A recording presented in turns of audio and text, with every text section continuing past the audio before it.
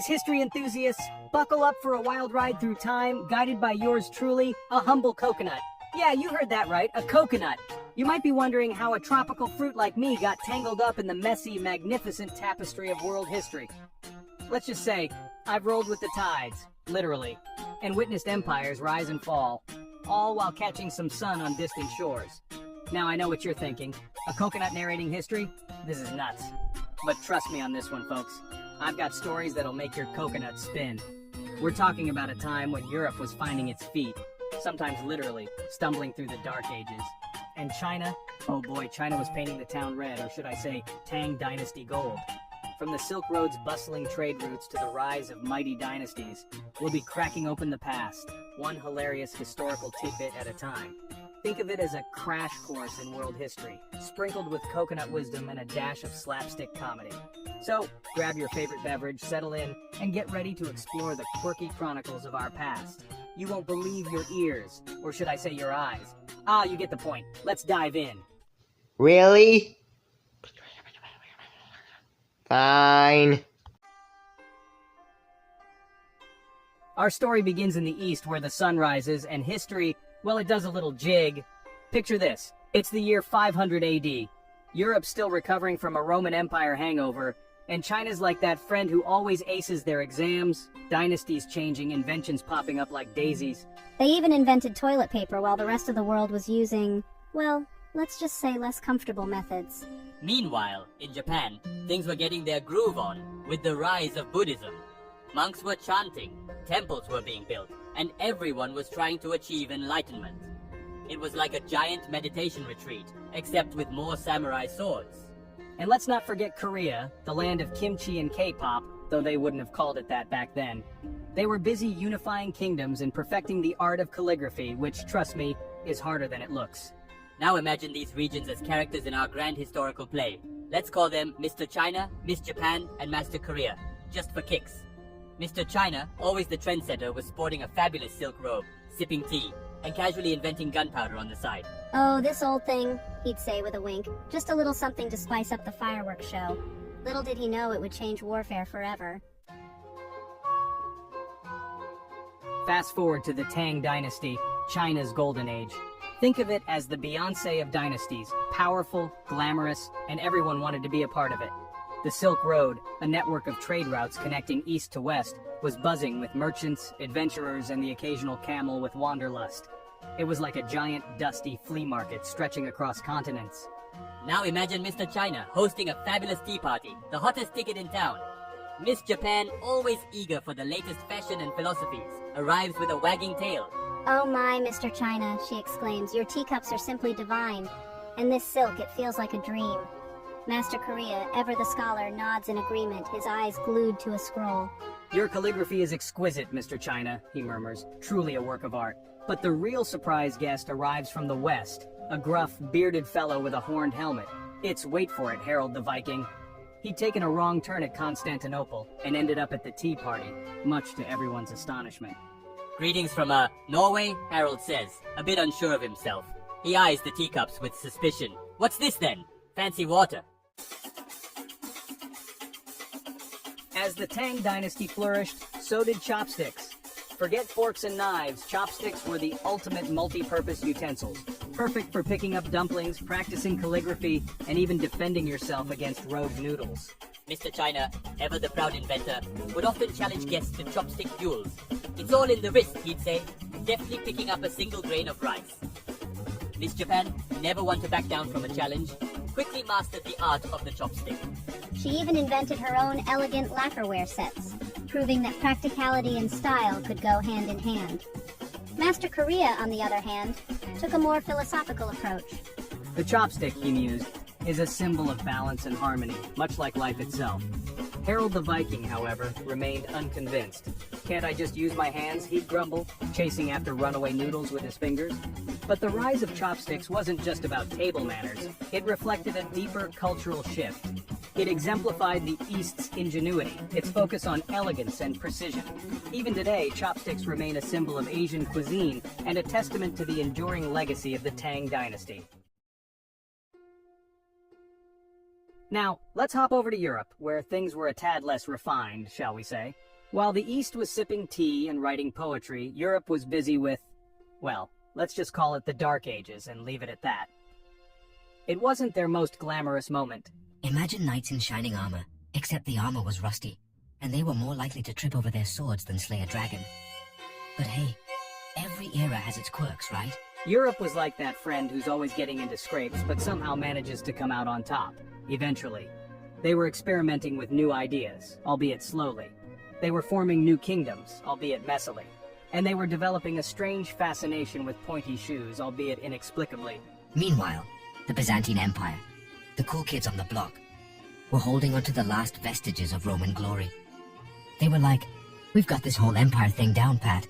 You're welcome to take notes." But Europe, bless their hearts, were too busy inventing the wheel, or at least trying to remember how it worked. Remember Harold the Viking, our lost friend from the Tea Party? Well, word on the Silk Road was that China was a land of riches and wonders. Gold, silver, noodles that don't squirm off your fork, Harold exclaimed, his eyes widening. Inspired by tales of China's prosperity, Harold decided to gather his Viking buddies for a little expedition.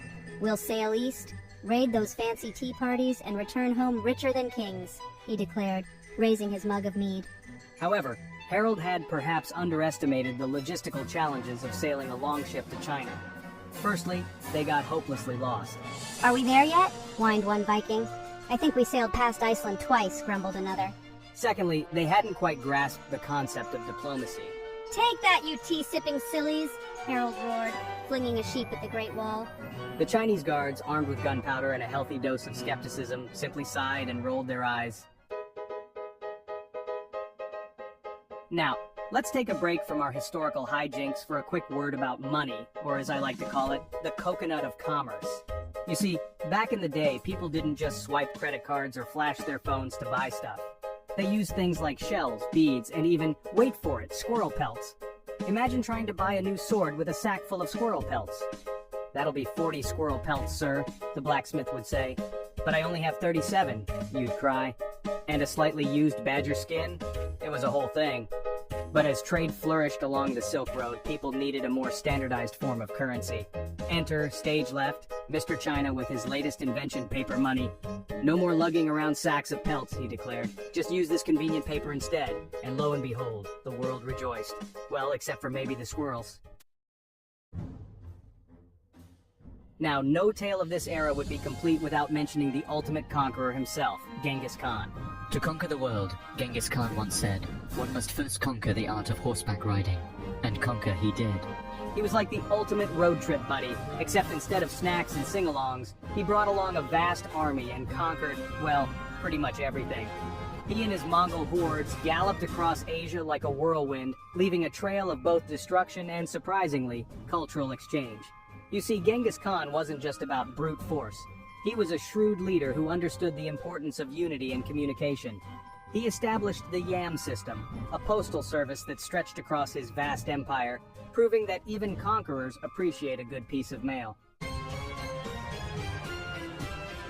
Meanwhile, back in Europe, a young merchant named Marco Polo embarked on a journey that would change his life and introduce the West to the wonders of the East. Imagine a medieval travel blogger, except instead of Instagram filters, he used his words to paint vivid pictures of faraway lands. Marco Polo was particularly smitten with China, especially their noodles. They have these long, stringy things called noodles, he wrote in his journal, and they eat them with sticks. It's a sight to behold. He even brought back the recipe for spaghetti, or so the story goes, though some argue it was already in Italy. Food history is a messy business, folks. Marco Polo's tales of China's splendor sparked both awe and disbelief back in Europe. "He's making it all up," some scoff. "Nobody eats with sticks." But Marco Polo, armed with his trusty journal and a suitcase full of souvenirs, swore his stories were true. And slowly, the West began to realize that there was a whole lot more to the world than they'd ever imagined. As our whirlwind tour of history approaches the 1500s, let's take a peek at China, where the Ming Dynasty was busy giving the empire a makeover. Think of it as a massive home renovation project, complete with stunning architecture, exquisite porcelain, and enough fireworks to make your head spin. The Ming Dynasty was all about showcasing China's power and grandeur. They rebuilt the Great Wall, constructed the Forbidden City, and even launched a few treasure fleets to show off their wealth to the world. It was like a giant "look at us, we're awesome" parade. But beneath the glittering facade, change was brewing. New ideas were emerging, trade was expanding, and the world was becoming increasingly interconnected. The stage was set for a new era of exploration, discovery, and of course, more quirky historical happenings. And so, my friends, our whirlwind adventure through time comes to a close for now. We've journeyed from the bustling markets of the Silk Road to the halls of the Forbidden City, encountering Vikings, emperors, and even a talking coconut along the way. But this is just a taste of the quirky chronicles that await us in the annals of history. There are countless tales of ingenuity, adventure, and sheer absurdity waiting to be unearthed. So keep your eyes peeled, your minds open, and your sense of humor handy, because history, my friends, is never short on surprises. Until next time, stay curious, stay quirky, and remember, history is best served with a side of laughter. Okay, we're done. Thank you. Where's Duke? I don't know. Me either. What am I doing? Okay. Pegasus, Pixie.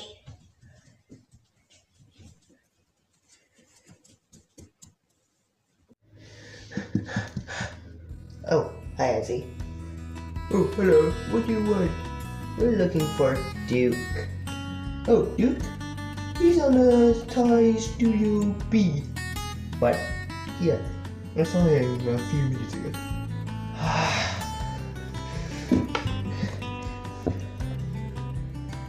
Come on, guys, hurry up. Ah!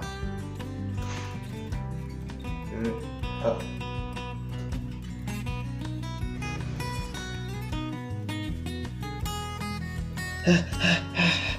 Come on!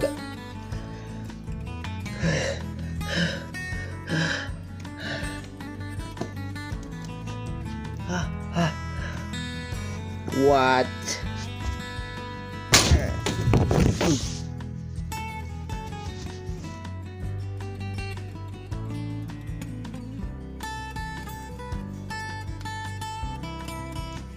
Hey, Duke! Huh? Now, why are you the king of somewhere in Spain or Portugal? It's your turn to talk. What? The history of the world according to Thai! Oh, right, I forgot. Thank you for reminding me. Can you act the king of somewhere in Spain or Portugal? Sure. Gang! I will arrest you! What?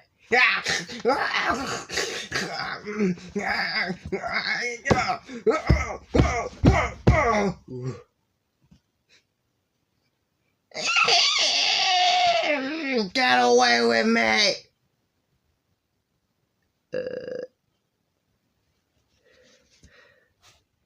Okay, let me show you about Spain and Portugal in the next slide.